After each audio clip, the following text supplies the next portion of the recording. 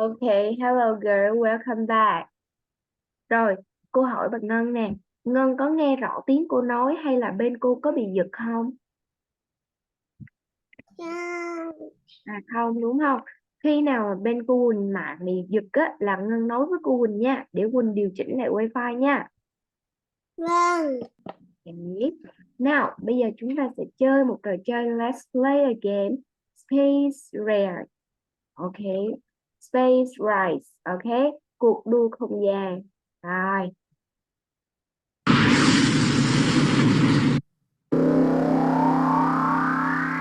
Okay. Nào, space race là cuộc đua không gian, right? Thì ở đây chúng ta có rocket ship. Ok. Ship, rocket là tên lửa, đây là một cái tàu tên lửa, right? Chạy rất là nhanh, và một cái alien ship có nghĩa là tàu của quái vật, của người ngoài hành tinh. Ok. Vậy con chọn cái tàu nào nhỉ? Rocket ship hay là alien ship? Rocket ship. Rocket ship. Okay.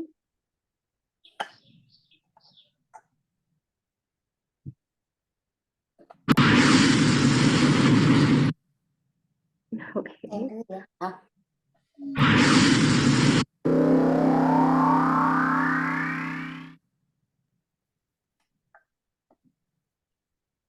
Okay, so we have 1, 2, 3, 4. What number do you want?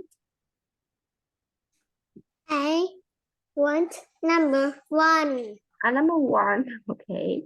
So what animal is it? It is a duck. A chick. It is a chick. Okay, correct answer. Okay, next one.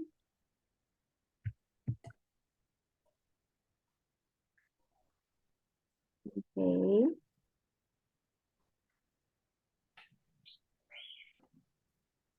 Oh, bị lỗi rồi. Wait a minute.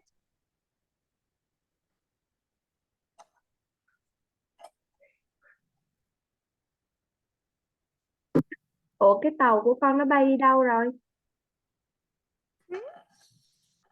Thẳng lên. Okay.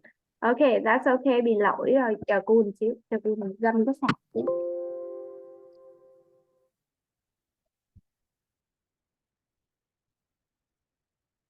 Rồi, okay. Okay. How about number 3 now? What animal is it? Okay. It is a goat. A goat, right? Sorry.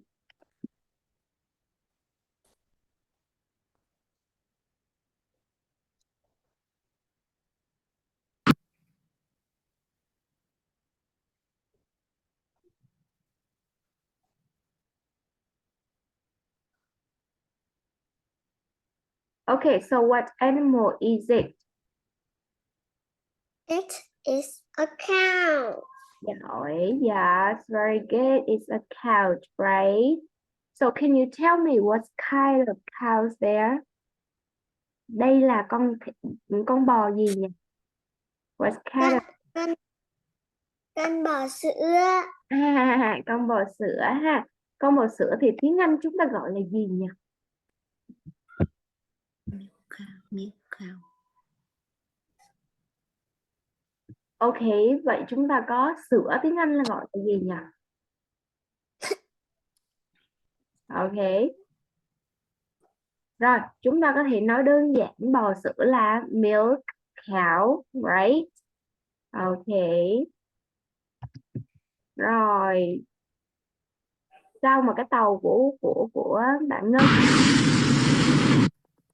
nó đi đâu? Rồi sao nó ra khỏi không gian?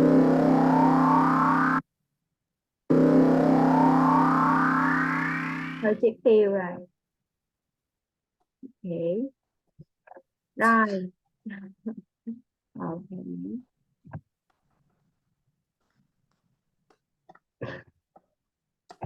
Now let's review. Bây giờ cô Quỳnh sẽ review cho con tất cả những con vật chúng ta đã học ngày hôm nay. Sau đó cô Quỳnh sẽ giới thiệu cho con một vài con vật khác ở trong trang trại và sáng ngày mai chúng ta sẽ học tiếp. Okay, so now let's review. What animal is it? It's a goat. It's a goat, right? So what animal is it?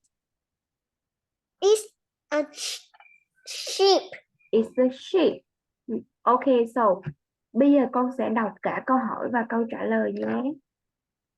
What animal is it? Mhm, It's a sheep. mhm, Làm bài đi. What animal is it?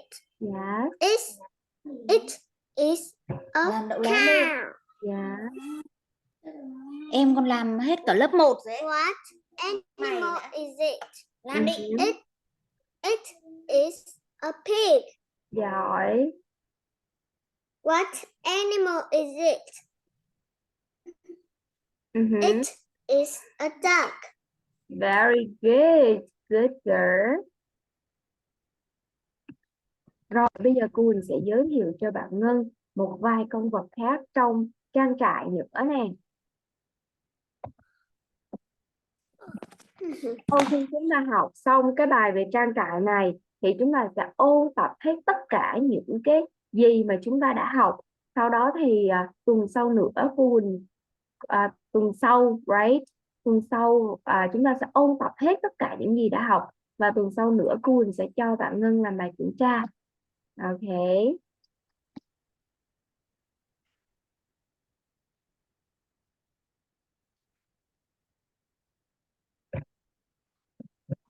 Rồi, ở trong trang trại thì người ta sẽ nuôi con này, right? Vậy con này là con gì?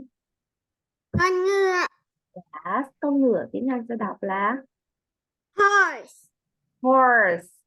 Yes, very good. Ok, yeah, chính xác. Và con này là con gì nhỉ? Con gà mái. Gà mái tiếng Anh sẽ đọc là Hen. hen, giỏi. Tiếp tục, sau con gà mái sẽ là con gì? Con gà trống. Chính xác. Và tiếng Anh sẽ đọc là Rooster. rooster. You say Rooster. yes, Rooster. yes. Rooster là gà trống, hen là gà mái. Vậy gà con là gì? Sheep. Chick. Vậy con gà bình thường là gì? Chicken. Very good. Nào, đây là con gì nhỉ? Đây được gọi là con ngỗng nha. Bạn Ngân đã biết con ngỗng chưa? Yes. À chưa, con ngỗng á, nó giống như con vịt. Nhưng mà con ngỗng á, cái cổ của nó dài hơn. Nó có màu trắng. Right? Con vịt thì nó hay có màu vàng. Nhưng con ngỗng thì nó có màu trắng. Và cái cổ của nó dài hơn và nó bự hơn, nó to hơn con vịt. Right? Con đọc với cô về con ngỗng nào. Goose. Goose. Goose. Goose. You say goose. Goose. Yeah. Goose. Ok. Và con này là con gì nhỉ? Con lừa. Đúng rồi, con lừa. Giỏi quá. Con lừa tiếng Anh sẽ đọc là Donkey. donkey. Donkey. Yes. Donkey. Yes, very good. Donkey. Right. Rồi, cùng cô đọc tất cả những con vật mà cô vừa mới giới thiệu nhé. Horse. Horse. Horse. Hen. Hen. Yes. Rooster. Rooster. Yes. Goose. Goose. Mhm. Donkey. Donkey. Donkey. Yes. Okay, so look and circle. Okay, bạn ngắm nhìn vào khoanh tròn cho cô Quỳnh thử nào. Number one is hen. Where is hen? Yeah, The next one, number 2. Number 3. Number 4 and number 5.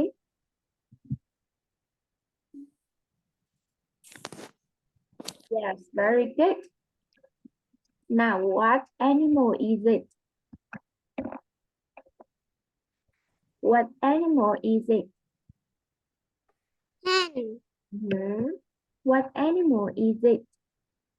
Donkey. What animal is it? Rooster. And what animal is it? Goose. And what animal is it? Horse. You say horse Horse.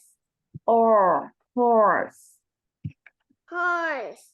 Yeah, horse. Okay.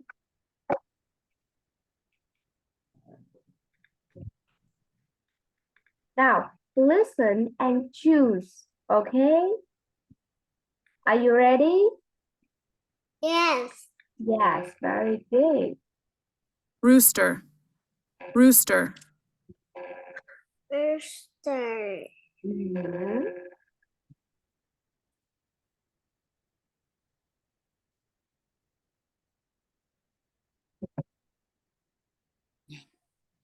Can you can you circle rooster? Bạn khoanh tròn vào từ rooster cho cô Quỳnh xem nào. Rooster, okay.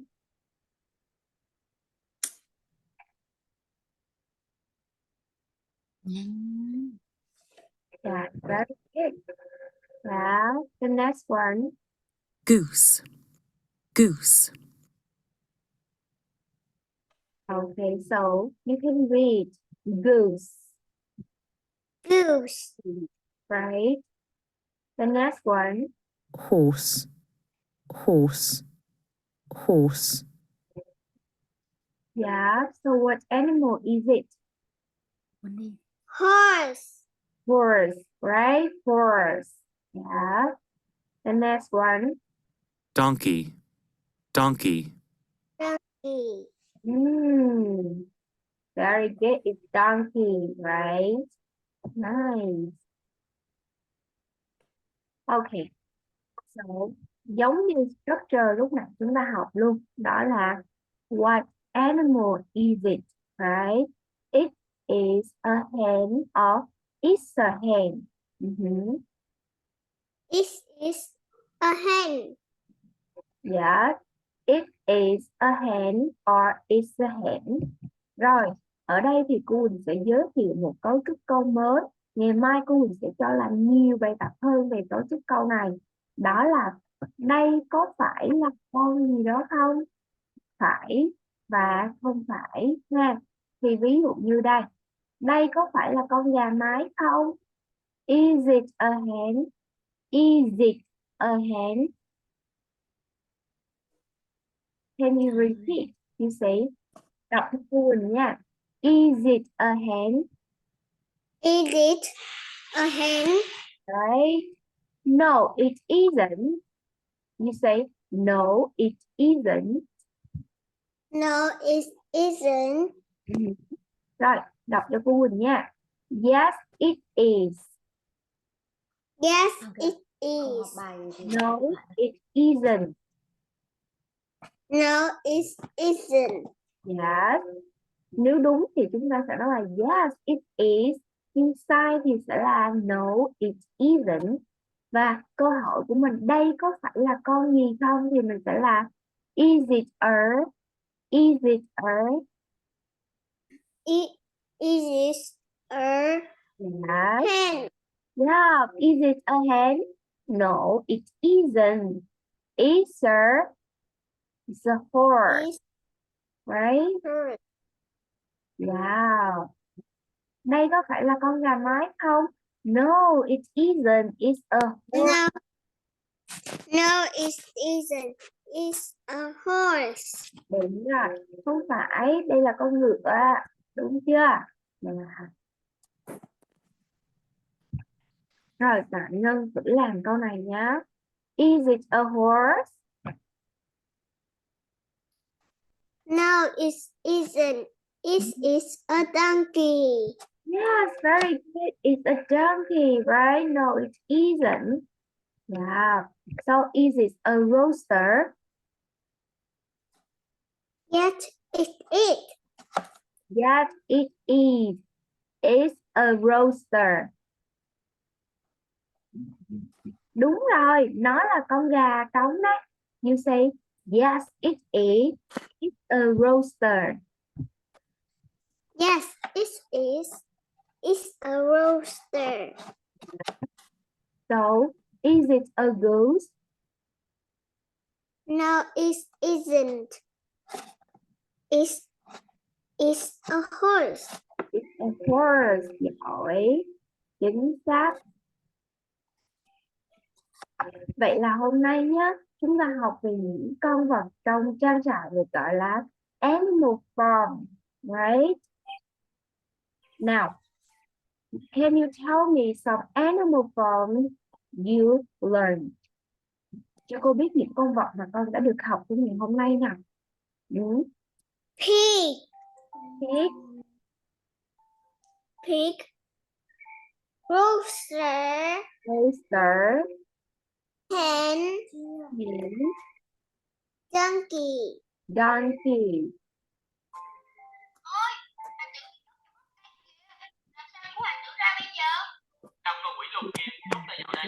Thế thì con nào mà giống con donkey nhưng mà nó bự hơn, nó chạy nhanh hơn nè. It can run faster and it's bigger. Horse. Horse, right?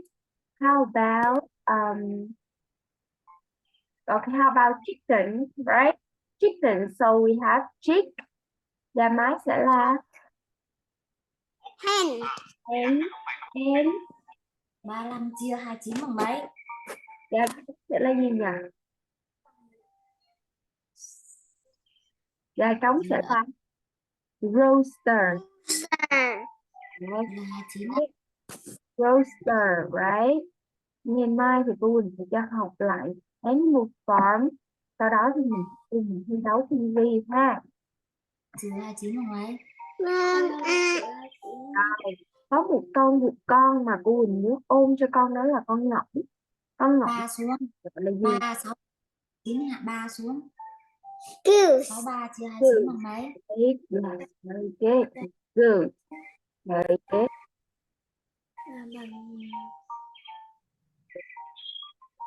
Okay. Mình sẽ gửi qua cho bạn Ngân một bài Mấy? để bạn 3 đây là có 2. 6 này chia ra 2 này là bằng 3 này, nhưng mà đây là số 9 thì phải là bằng 2. Ngu lắm.